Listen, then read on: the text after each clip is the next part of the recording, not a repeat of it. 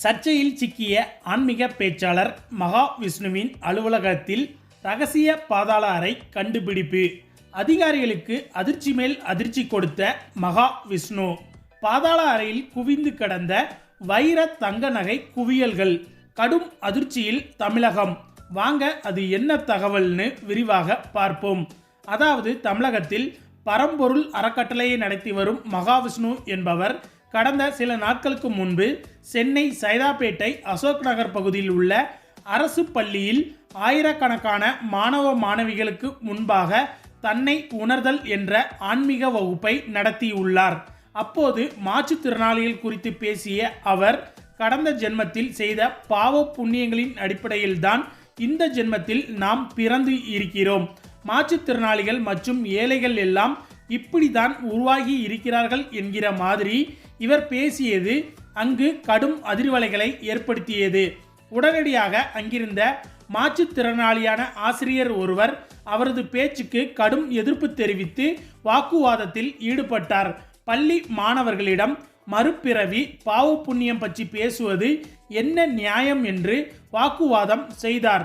இந்த வீடியோ சமூக வலைதளங்களில் வைரலாக பரவியது. பல்வேறு தரப்பிலிருந்து மகாவிஷ்ணுவின் பேச்சுக்கு கடும் கண்டனங்கள் எழுந்தது. மாணவர் அமைப்பினர் போராட்டத்தில் ஈடுபட்டனர்.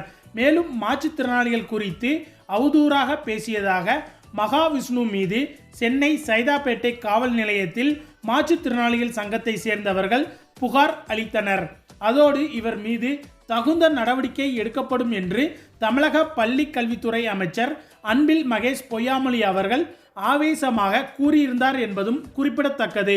இந்த நிலையில் மகாவிஷ்ணு தலைமறைவாகி விட்டதாகவும் ஆஸ்திரேலியாவில் அவர் தங்கியிருப்பதாக தகவல் வெளியாகி உள்ளது.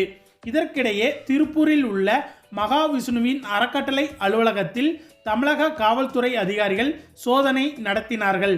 இதில் கணக்கில் காட்டப்படாத பல ஆவணங்கள் சிக்கியிருப்பதாக சொல்லப்படுகிறது.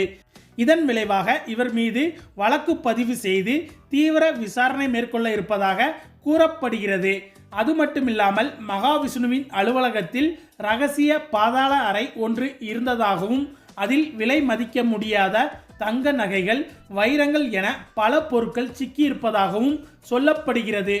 ஆன்மீக அறக்கட்டளை நடத்தி வரும் இவருக்கு எப்படி இந்த அளவுக்கு வைர வைடூரியங்கள் கிடைத்திருக்கும் என்று காவல்துறை அதிகாரிகள் கடும் அதிர்ச்சியடைந்து உள்ளனர் என்று கூறப்படுகிறது.